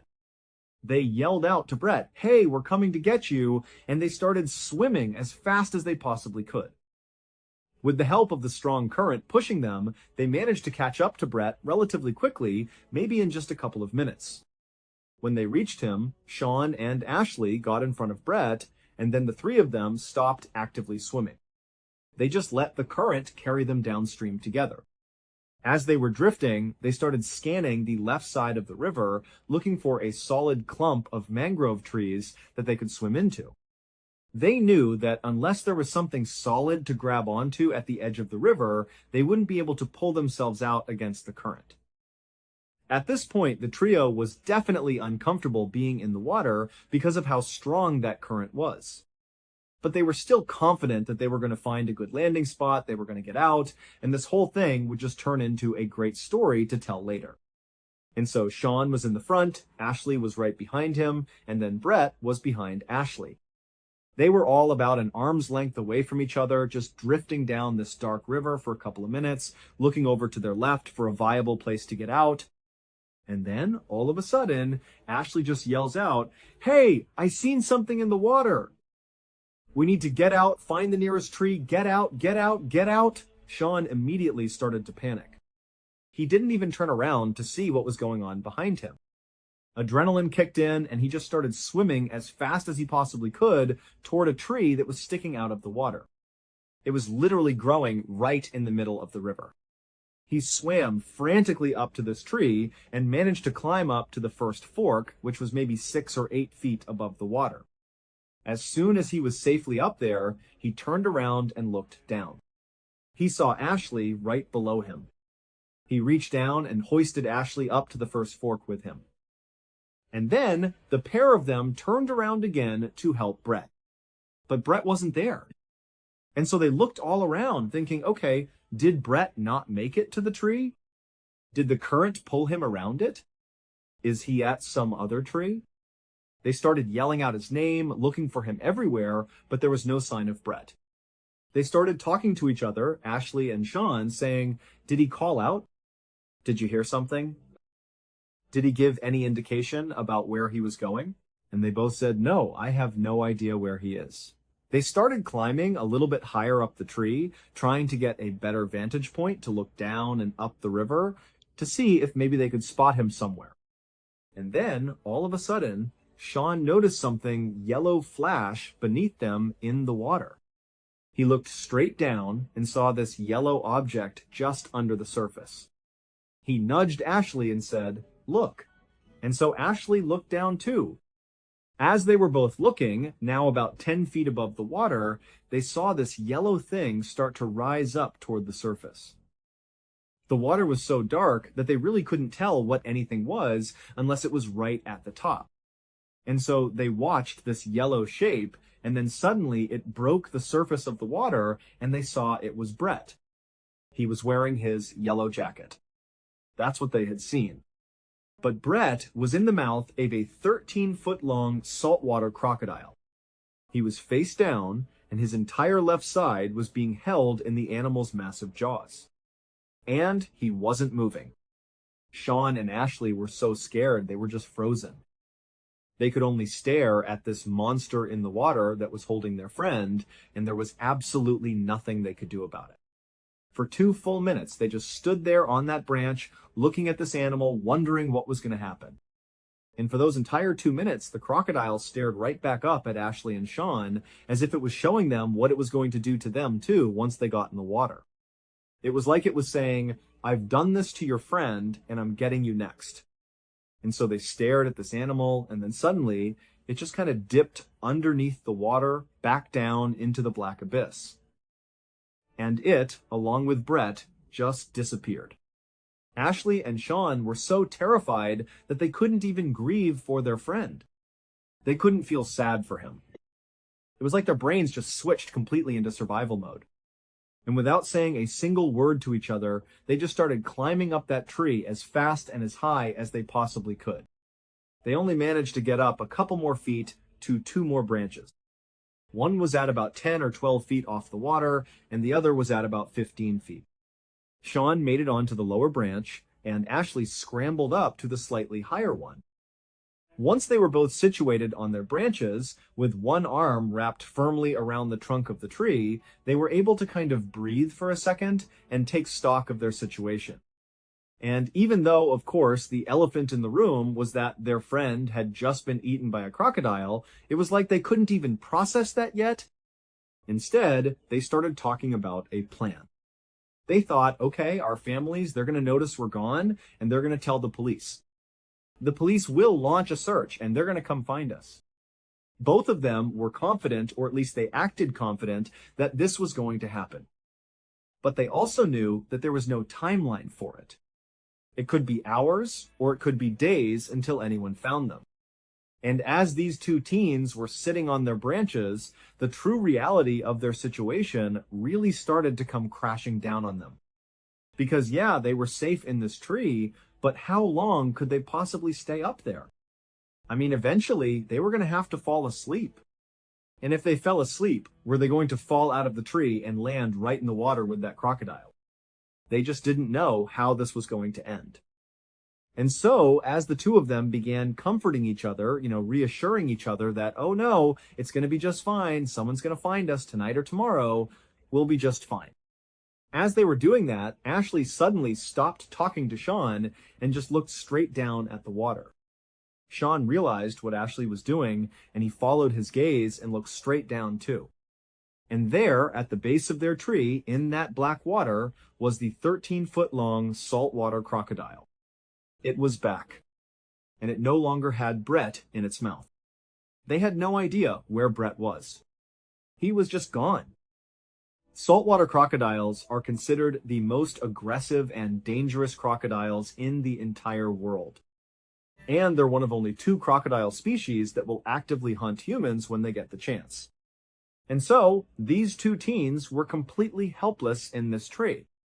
All they had was a few feet of separation from the black water and this animal down below. And so they just found themselves staring straight down at this crocodile. And in turn, the crocodile just stared right back up at them. It was very clearly waiting for them. It wanted them to come out of the tree so it could eat them. And so the crocodile just continuously repositioned itself, circling all around the base of the tree. It was just keeping the top of its head out of the water so its eyes could look up at them. The teens were just praying that at some point it would grow tired of them and would leave. After several hours, right as the sun was about to set, the crocodile did seem to give up. It drifted under the water and disappeared. After a couple of minutes, Sean, who was on the slightly lower branch, decided he didn't want to be any closer to the water than he absolutely had to be. He was going to try to climb up to Ashley's branch. And so he very carefully stood up on his branch, made sure he had solid footing, and then he reached up and grabbed a higher branch with his right hand. He kind of tested it, and it felt pretty sturdy. Then he put all his weight on it and tried to reach for another branch when this one just snapped. As soon as that branch broke, Sean tumbled 10 feet straight into the water. He hit the water and went all the way under, sinking a few feet down. Immediately, he was turned around and was trying to swim as fast as he could back to the surface. He was just expecting that at any moment that crocodile was going to bite him. He finally got to the surface and looked around. It was getting dark, but he could immediately see his tree, and he realized the current had already pulled him away from it. So in a complete panic, he started swimming and kicking his legs as hard as he possibly could to get back to that tree. And he knew that the whole time he was kicking his legs, he was just attracting the attention of that crocodile. But he had nothing else he could do. There was no other tree he could reasonably get to that would provide any safety from this animal. And so, with every single ounce of energy he had left, he kicked and swam. Finally, he managed to grab onto a root of the tree that his friend was still in. He began pulling himself up, with his lower half still submerged in the water. As he was dragging himself towards the trunk of the tree, he was just waiting for that crocodile to bite down on his legs. Finally, he got to the trunk of the tree and was able to pull his body completely out of the water. He clambered up to that original branch he was on, and then he and Ashley worked together to get him all the way up to Ashley's branch. As soon as he sat down next to Ashley and he was secure, they both looked down. And just a little ways away from the tree, basically in the exact area where Sean had just landed in the water, they saw, with the little bit of light that was left, that crocodile swimming right back over to the tree. And it camped out right underneath them. Sean had gotten out just in time. When the sun finally did set, about 10 or 15 minutes later, it became pitch black. There's no ambient light in that part of the world. There aren't any buildings or cities close enough to this area. And so it was truly completely black. They could no longer see the crocodile down below, but they knew it was there because periodically they would hear it repositioning itself in the water right underneath them. Also, because it was so dark, the two teens couldn't actually see each other. And so they began holding on to each other. And anytime either of them moved, they would announce their movement to the other just so they knew they hadn't fallen asleep and weren't in the process of falling out of the tree to a horrible death. A few hours went by like this. It was just silence, with the exception of the sounds of that crocodile moving around below them. A little after midnight, a huge storm rolled into the area. It began to absolutely downpour, and the raindrops hitting the surface of the river were so loud that the teens could no longer hear the sound of the crocodile. And so they had no idea if it was still down there or not. But every time lightning would strike, it would illuminate the entire sky for just a flash of a second. And in that flash, they would look down, and there would be the crocodile. After several hours of this super intense downpour, The two teens also started to become concerned that all this additional rain could raise the water level of the river high enough that the crocodile might be able to jump out and reach their legs. But because it was so dark, they couldn't actually see the top of the water. And so they had no way of knowing if the water levels were actually rising or not. And so they both kind of sucked their legs up onto the branch and tried to make themselves as small as they possibly could while still remaining anchored to each other and also to the branch. And that's how they sat for the next several hours, just hoping they would survive the night. Finally, when the sun came up the following morning, the teens immediately noticed that the crocodile was still right below them, just lurking at the base of the tree, waiting. They also noticed that the water level of the river had clearly come up quite a bit. And so, if they weren't rescued soon, there was a good chance that with just one more heavy rainstorm, that crocodile would be in range of them. And there was nowhere else they could go. They were as high up in the tree as they could possibly get. Not to mention the fact that they were hypothermic, they were weak, they were exhausted, and if you fall asleep, you're going to fall in the water. The two teens knew they did not have much time left. Luckily, at 10 a.m. that morning, they heard the sound of a police officer who was out in the mangrove forest. It turned out their families had recognized their absence. They had called the police, and that morning a search had been launched. Rescuers had found their truck and had been walking down the river, yelling out their names. And then, finally, they found them. Initially, when the rescuers located the two teens stuck in the tree, they called in a helicopter to hover over them and lower down a ladder that they could climb up. But when the helicopter got close to the tree, the rotor wash from the spinning blades practically blew the boys out of their branches. And the crocodile was still in the water. The rescuers could see it, the boys could still see it, and so there was this real fear that the helicopter would literally send them into the water to their death. So they had to abandon the helicopter approach. However, the powerful downdraft from the helicopter's blades did ultimately scare the crocodile, and it finally swam away. As soon as the helicopter was off station, a rescue boat came in. The boat got right underneath the two boys, they jumped down into it, and they were brought to safety. The two boys were taken to a hospital where doctors determined they were physically okay, but both of them were severely traumatized from what they had just been through. As for Brett, despite an exhaustive search of that river, they never found his body. They never found any of his clothing or any of the belongings he had on him. And they never found the crocodile that killed him. Thank you so much for watching. Let me know what you thought of today's episode in the comments. And remember, we have a whole playlist of true crime episodes ready for you to binge right now. Until next time, see ya. In the end, after 3 years of experiencing some of the most severe military training on the entire planet, I was finally able to achieve my objective. During the time that I was serving as a Navy SEAL, I had joined my first unit, which was classified as SEAL Unit 2 and was located in the state of Virginia. I was a part of a platoon that consisted of 25 persons, and I had just recently finished all of the pre-deployment training that we had planned. After stepping off the bus for the very first time at boot camp, it had been almost 3 years to the day since that moment.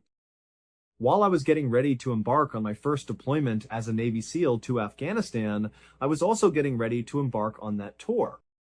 On the other hand, I can tell you right now that none of the training, none of the simulations, and none of the war stories recounted by the more experienced people could have ever prepared me for how strange and intense my first few weeks in that nation would be.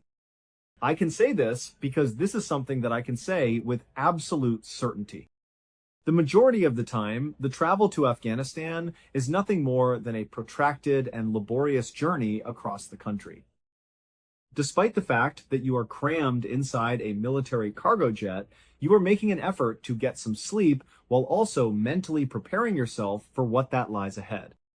Everything, on the other hand, is different the instant you enter the airspace of Afghanistan. Despite the fact that the pilots' voices appear to be calm, you can hear a change in their tone when they communicate with one another through the intercom. They are going to inform you when you have exceeded the limitations that are considered acceptable. Immediately after that occurs, a dim red light is emitted across the entirety of the cabin. While this is a tactical item that helps you preserve your night vision, it also gives you the sense that you have just been transported to another universe. This is a very interesting effect. Following that, they will give you instructions to get ready for a significant drop in altitude. You simply cannot afford to be a slow and easy target in the skies for any longer than is absolutely necessary, despite the fact that we were going to be landing at a major base. This is something that you simply cannot afford to put up with. When you are on the ground, there is always the risk that someone will shoot at you.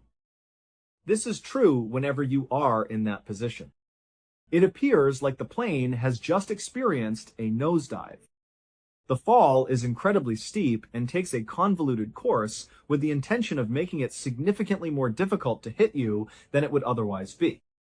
Additionally, they recommend that you, under any circumstances, stay away from the windows. Avoid looking out the window at any time, simply in the event that a round was successful in its hole. I can still vividly recall sitting there in the darkness, feeling the G-forces smash me into my seat, and thinking to myself, wow, this is actually it. That is the truth. I can still remember it. The fact that we are currently in a war zone has been confirmed. As we physically descend from the sky, we are doing so in order to protect ourselves from being shot at. As a result of the fact that I was in my early 20s at the time, there was a part of me that was convinced that it was the most fantastic and exciting thing that had ever taken place. The ramp that was situated at the back of the C-17 opened with a groan, and a blast of dry, cool air blew in our direction. Both of these events occurred simultaneously. As soon as we got onto the asphalt, we took a collective step out of the parking lot and clattered down the ramp while in full gear. We found ourselves in the midst of a big and meticulously guarded military installation. In this particular place, you are not in any risk. Walls made of concrete were present in every location, watchtowers were present, and generators were producing a constant buzzing sound.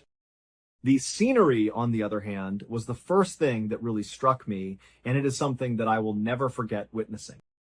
Taking a quick peek in the direction of the horizon, I looked past the gates and the razor wire and saw these mountains that were completely covered in snow and were simply enormous. They were really stunning in their beautiful appearance. While I was there, I couldn't help but think to myself, how is this place designated as a war zone? This is, without a doubt, one of the most magnificent places I have ever seen in my whole life. I do not believe that I have a complete understanding of how old and foreign Afghanistan is in compared to any other location that I have ever seen before to this. Following a period of time, we were picked up by helicopter and sent to our site, which was far further out and smaller. The SEAL team that we were relieving, the guys who were ready to head home, wanted us to go out on an operation with them on that very first night. They wanted us to go out with them. They requested us to accompany them on their outing. It was some kind of handover that was taking place. During the course of the patrol that was going to be carried out in the Highlands, we were going to get a better understanding of the area in which the activities were going to take place. There was also a discussion on the underground distribution systems that took place during the briefing for the expedition, which I remember quite clearly. These mountains were home to a significant number of them by the numbers. It was possible to find caverns that were naturally occurring, caves that were created by humans, and networks that had been around for thousands of years. In addition, the simple thought of that made me feel uneasy, and uneasy is more accurate. The prospect that we would be strolling about in the middle of the night, in the middle of these mountainsides, in this entirely strange and desolate location, and that there may be folks lurking in holes in the ground right under our feet, was a terrible thought. No one we would ever see again in our lives. The fact that it is conceivable for us to stumble upon one by accident or even find our way inside of one is really interesting. In point of fact, it really truly went under my skin. I really genuinely felt it. So, as we were in the briefing, I commented something to one of the guys about how scary the caves were. During our conversation about the scenario, our interpreter, who was of Afghan nationality and worked with the teams, was able to overhear me talking about it. Considering that he was an elderly guy, he had seen everything that had happened. The only thing that showed on his face was a slight smile, and he asked me, "Do you know what's really creepy?" In addition, he tells me about this story. In the year 2002, he claimed that there was a case that involved the Army Green Berets, which was another special operations outfit. He said that this case involved military personnel. The documentation for this case was fairly extensive. They had been carrying out operations in the neighborhood of this location when they came into contact with a cave that was home to a creature of some kind. He stated that they had actually engaged in a struggle with it, a genuine combat, and that they had been fighting it. They were forced to experience the loss of one of their warriors as a consequence of this. The remark that he made was that the news had been known for a little amount of time, but that it was instantly silenced after that. Is classified in it to be buried. During that time, I was under the impression that it was nothing more than a spooky story that was meant to be told to the new guys. I couldn't say that I believed it with all of my heart, despite the fact that I thought it to be interesting. My initial impression was that it may have been a peculiar animal that they had never seen before, or it could have simply been an extremely huge person. Both of these possibilities were very intriguing to me. Given the presence of a rational explanation for it, it is impossible to deny its existence. I did not come across it once more until many years later when I started looking into strange and unexplainable phenomena on my own. I was the one who discovered it. In addition, I found some evidence regarding this matter this time around. The individual who came forward without disclosing his identity was one of the soldiers who were present at the time of the incident. Indeed, he was a participant in the operation that was being discussed. At the time when they saw this thing in Kandahar, he was present and taking part in the confrontation. During the time that I was listening to him tell his experience, the aspect of his testimony that struck me the most was how obviously real it appeared to be. There was not a single instance of sensationalism. It was nothing more than a soldier recalling the events that he had seen firsthand through his own words. I will now proceed to describe the story of that soldier, taking into consideration the information presented here. For the purpose of providing you with the most realistic representation of the events that took place in the mountains of Kandahar in the year 2002, I am going to publish the other witness accounts that provide evidence to support the assertions that I have made. Whether you accept this to be a weird piece of fiction from a war that has been forgotten, or whether you believe it to be a fact, is a decision that is entirely up to you. 2002 was the year that everything started. While they were out on patrol in the Kandahar mountain range in Afghanistan, which is a remote and tough terrain, an entire infantry unit of the army all of a sudden vanished without a trace. At one point in time, they were going about their routine patrol, and the next moment, they were nowhere to be found. All radio communication was immediately terminated at that precise instant. It was during the course of their regular check-ins that they stopped making phone calls. Their command post was completely silent about the situation, and there was no discussion about it. They did not send in a tick, which is the military phrase for troops in contact. To put it another way, if you are a military unit that is out on an operation and you start getting shot at, the very first thing you make sure to do is go on the radio and transmit a tick. However, they did not send in a tick. It will be communicated to your higher command that you are currently involved in a shootout using the notification system. A quick response force is being prepared to implement the deployment of reinforcements, and the planes have been placed on standby in preparation for the deployment. Due to the fact that this has occurred, people are on high alert to provide support for you.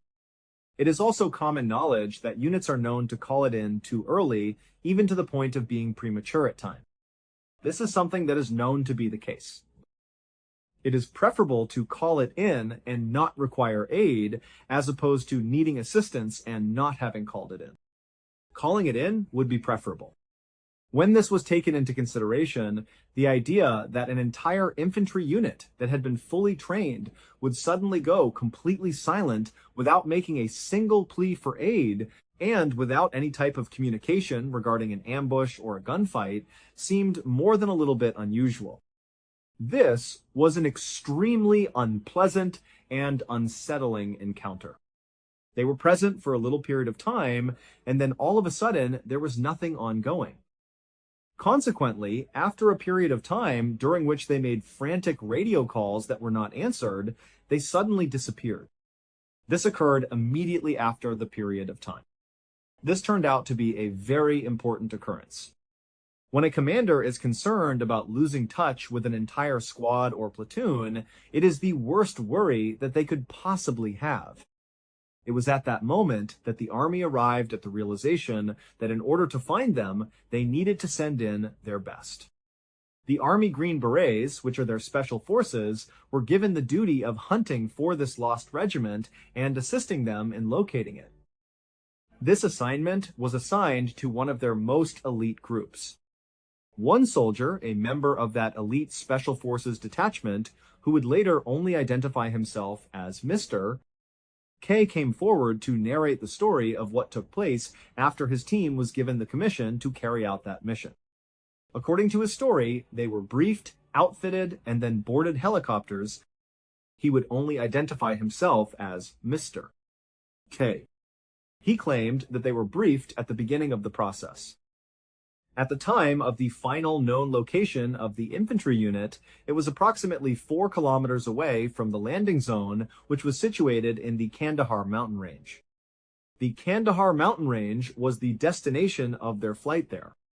After the helicopters had landed, the passengers exited, and they discovered that they were alone in the middle of the vast mountains that were completely silent. In a methodical fashion, they immediately began their search for the missing person. They were well aware that they had advanced into area that was controlled by the enemy. At any given moment, they are susceptible to being ambushed by an enemy.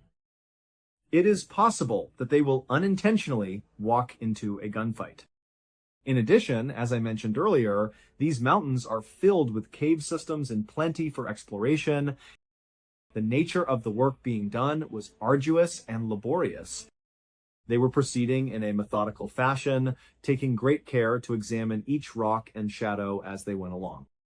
In addition to that, they were searching for any hint that the infantry unit had been missed with great diligence.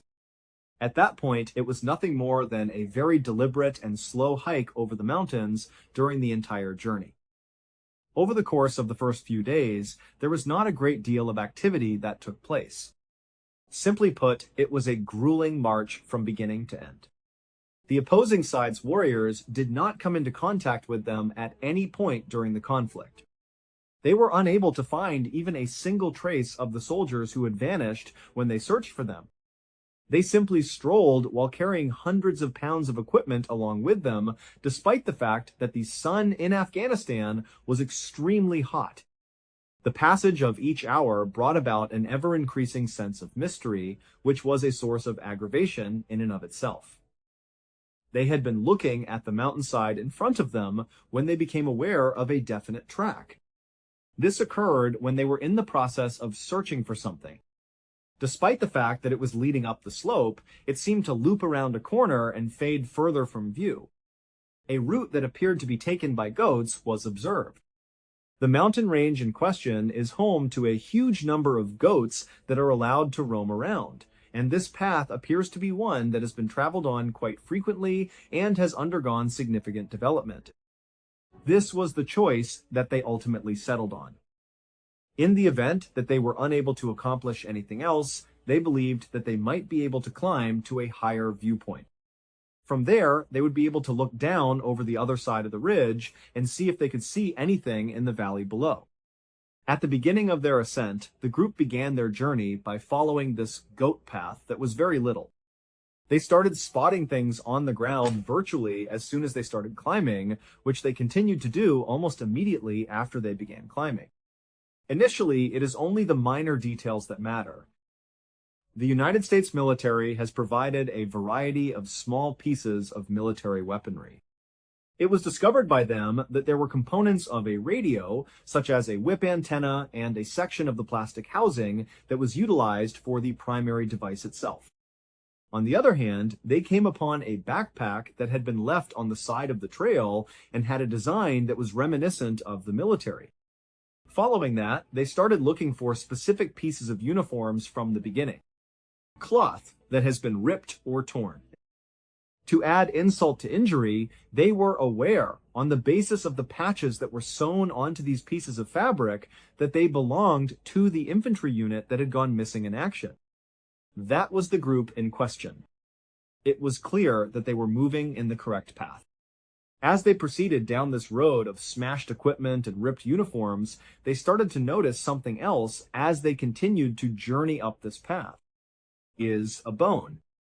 At first, they were unable to determine whether or not the object in question was a human or an animal. Despite this, as they proceeded to climb higher, they started to have more and more observations of it. In the course of their ascent towards this kind of plateau, they came across bones that had been fractured and were scattered all over the path. I cannot stress enough how important it is for you to understand that the Special Forces personnel in question had an incredibly high level of training. A lot of similarities can be found between the Navy SEALs and the Green Berets of the Army. The fact that we are separate units does not change the reality that we are quite comparable to one another in terms of our capabilities and the training that we have received. Additionally, the amount of teaching that you receive will equip you to deal with practically any event that may arise, including one that is as unique as this particular one. The moment when things start to become dangerous, it is as if a switch is flipped in your head. Suddenly, the training you have been receiving starts to take effect, and everyone on the team begins to act as if they are a single organism all working together. It is reasonable to assume that the first thing that came to their minds when they saw this gloomy route was the possibility that they were about to be ambushed. Each individual who was a part of this military brigade accidentally walked into a trap. In addition, it was highly probable that they were getting closer and closer to the zone of death at this precise moment. As a direct result of this result, their position changed in an instant. As they made their way up the mountain, they did it in a methodical and systematic manner, taking defensive positions everywhere they went. They were engaging in operations that were exceedingly strategic. In preparation for the possibility that they would come into touch with one another at any time, they had their weapons out and were aiming at the leading edge of the corridor. At what seemed like an interminable amount of time, they arrived at the highest point of the path, which led to a plateau. There was a section that was flat and resembled a shelf that was located on the slope of the steep mountain. In addition to the already existing damage, additional apparatus was scattered over this level area. A further number of uniforms are in a worn-out state. In addition, there are many bones that are present. The entrances of a number of caves that were rather large were carved into the rock face of the mountain, and they were located just in front of them. In the immediate vicinity of these caverns, it seemed as though the entire region was being utilized as a staging ground. The gang began their journey towards the cave entrances with the utmost caution as they made their way near them. Furthermore, they came to the knowledge that although the openings were large enough for a human to walk inside them, there was a sharp drop-off just inside. This was a significant realization for them. Even though they had not even come near to the apertures, this was the situation that they found themselves in.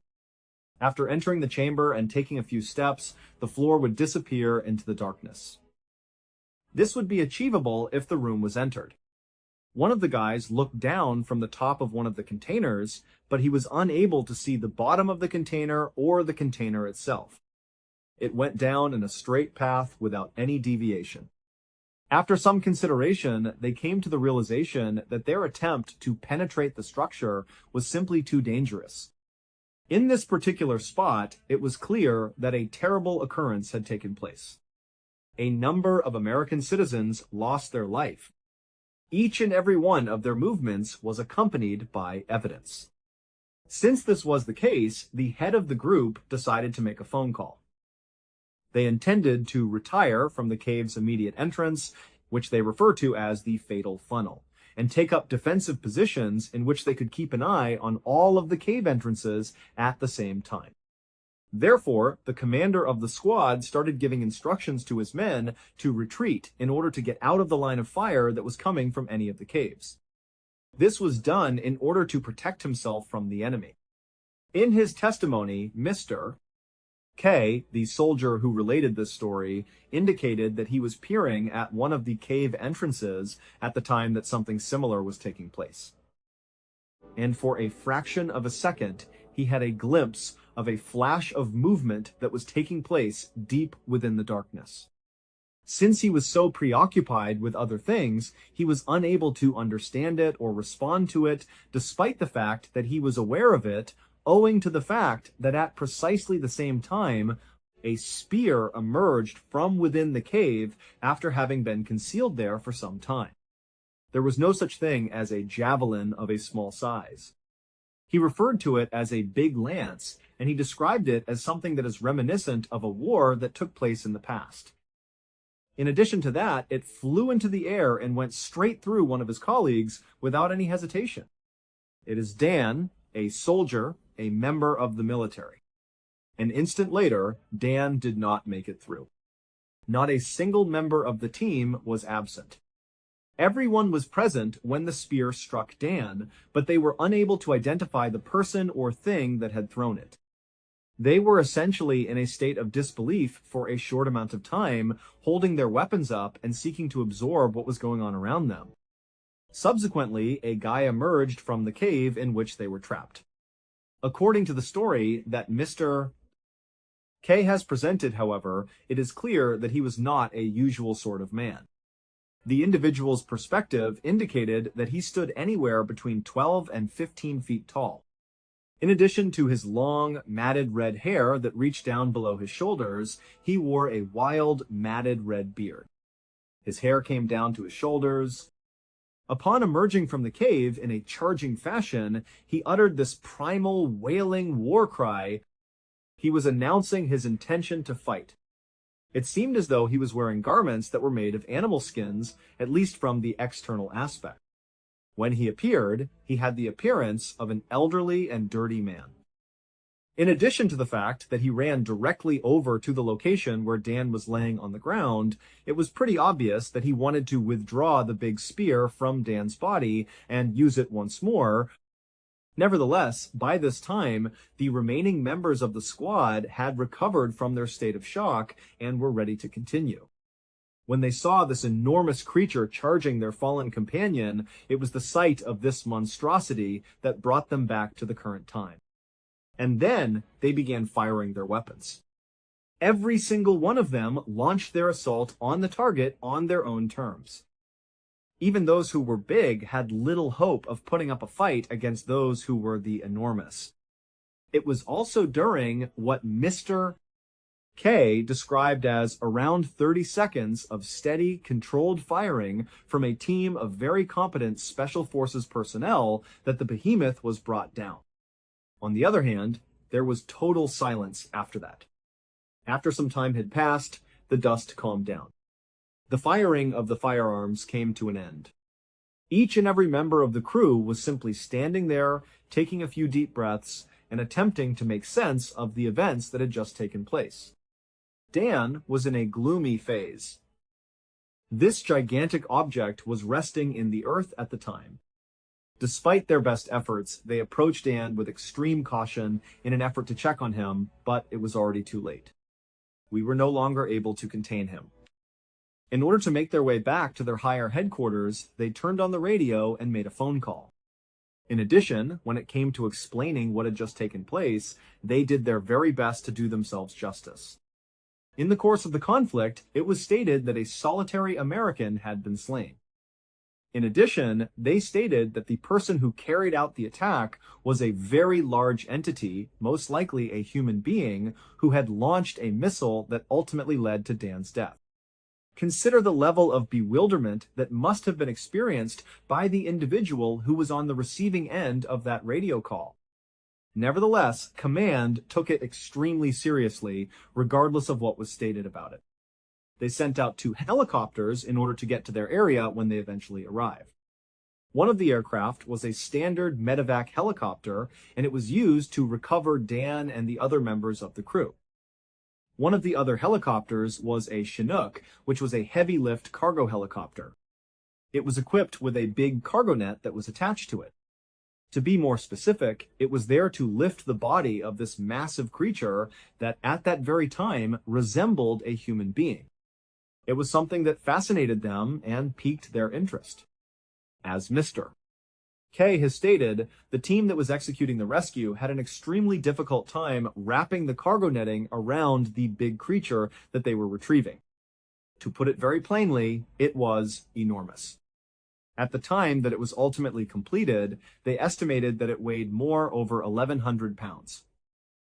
In addition to that, it possesses a number of other distinctive qualities. There were a total of 6 toes on each of its feet. Furthermore, each hand had a total of 6 fingers as its constituent parts. After everything was said and done, they were successful in loading it into the net, and the helicopter then proceeded to strung it up below its fuselage before lifting off and flying away to a safe area before landing. The team, along with their brother Dan, who had passed away, boarded the other helicopter and flew back to their center of operations at the same time. As soon as they touched down on the ground, they were looking forward to a lengthy debriefing that immediately followed. The plot is about to take a turn that is even more bizarre than the one that has just occurred. The helicopter that was responsible for delivering the giant object made its way to a large airfield where it was received on the tarmac by the crew of a C-130, which is another massive military transport aircraft. This was reported by local news outlets. A couple of years later, the pilot of the C-130 would purportedly make a public statement saying that he had a clear recollection of the event. Additionally, the statement would be made public. In his statement, he claimed to have witnessed a massive individual who stood between 12 and 15 feet tall being transported on board his jet. The fact that he had 6 fingers on each hand and 6 toes on each foot was something that he recalled quite clearly. He also had 6 toes total on each foot. Despite the fact that his statement was later legally redacted and the entire incident was classified as top secret, he would continue to maintain his claim that he was present at the event in issue. Meanwhile, Mr. K and his team were making their way back to their base in order to receive a debriefing while everything was going on. The military requires you to provide a detailed after-action report following every operation in which you will be participating. This is a standard practice that is followed by the military. You go out, you finish the mission, you come back, and you write down everything that happened by going through each step in detail from beginning to end. After much deliberation, Mr. K and his co-workers arrived to the conclusion that they ought to simply be completely truthful. All of the things that they saw were documented in their journal. They went into considerable detail about the monster in their description, including its height, its red hair, the 6 fingers on each hand, and the 6 toes on each foot. They also mentioned that the creature had 6 faces. They went into detail about the entire horrible sequence of events, including how it came from the cave, how it hurled the spear that hit Dan, and how it threw the spear. All of the information was documented and submitted by them in written form. Following the passage of some time, the leadership of the organization came back to them with the report, including the information. Rewriting this is something that they suggested you do, and you should do it. This is not something that we are going to ever agree with. According to Mr. K, in the end, they were forced to take on the responsibility of rewriting the entire report despite their best efforts. In the new version, it was presented as if it were a typical mountain engagement, which was a very misleading representation. In this scenario, you are engaged in a typical conflict with an adversary who is battling against you. The fact that there was a large was not disclosed at any point. It is not mentioned that there was a spear. The reality of what had happened was completely wiped, and in its place was a fiction that was not only controlled, but also made to sound reasonable. Due to the fact that the report was considered to be of the highest possible confidentiality, they were never able to obtain a copy of it. After then, everything was over. Non-disclosure agreements are contracts that are legally binding and require them to vow to secrecy that they will never disclose about what they witnessed on that specific day in the mountains. Mr. K claims that he and every other member of his team needed to sign these agreements in order to comply with the requirements of the law. Regarding the actual events that had taken place, they were never officially informed of anything that had occurred. It is unknown what the military did with the body of the giant after they had gotten possession of it. Anyway, what were the results of the investigation that was carried out? They were never given any clarification at any point. The instruction was given to each of them to keep this information to themselves and to never bring it up again in conversation. A censorship and top secret status were practically applied to it. In spite of this, they did not. To be honest, not for a very long time. Not until the year 2016 would Mr. K finally come to the realization that, you know what, screw it. He would not come to this conclusion until the year 2016. In light of what he had seen, he made the decision to communicate his findings to the rest of the world. He stated that his close friend Dan had passed away and that the official narrative was a lie regarding his passing. It was necessary, in his perspective, to have a conversation about the truth about what had taken place. This is the reason why we have this extraordinarily detailed record of this mission, which featured a group of highly trained members of the United States Special Forces coming into contact with a creature that has become known as the Giant of Kandahar. When it comes to this story, I am not fully certain of how I feel about it.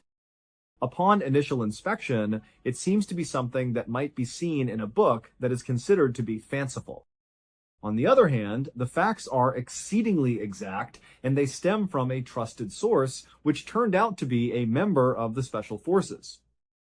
In addition, I am of the opinion that if there were any region left in the globe that was capable of concealing something resembling a giant from the prying eyes of the current human population, it would be the enormous mountains of Afghanistan, which are located in a remote location and have been around for a very long time. Because I am of the opinion that this is the only location in the entire planet that possesses the capability to do so. I am saying this.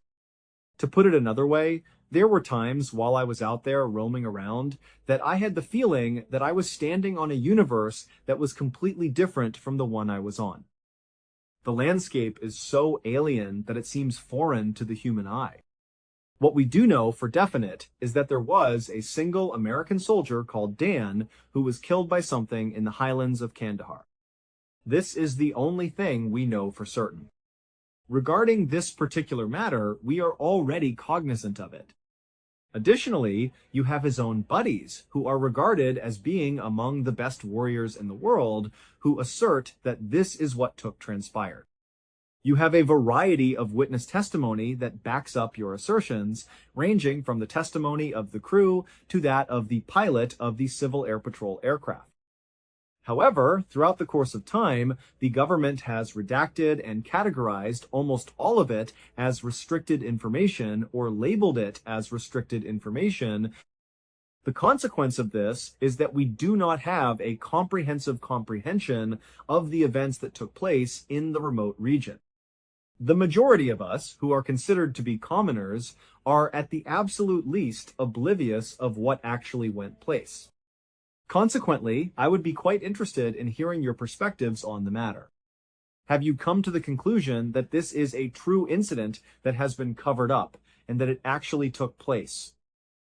On the other hand, do you think that it was a tale that was twisted over the course of time, or that it was a scam of some kind? I want to express my gratitude for your presence here today. If you watched the program that was broadcast today, I would appreciate it if you could share your ideas with me in the comments area. Also, bear in mind that we have a whole playlist of episodes of true crime waiting for you to watch in one sitting right now. You may watch all of these episodes in one sitting till the next time we meet again. What's going on?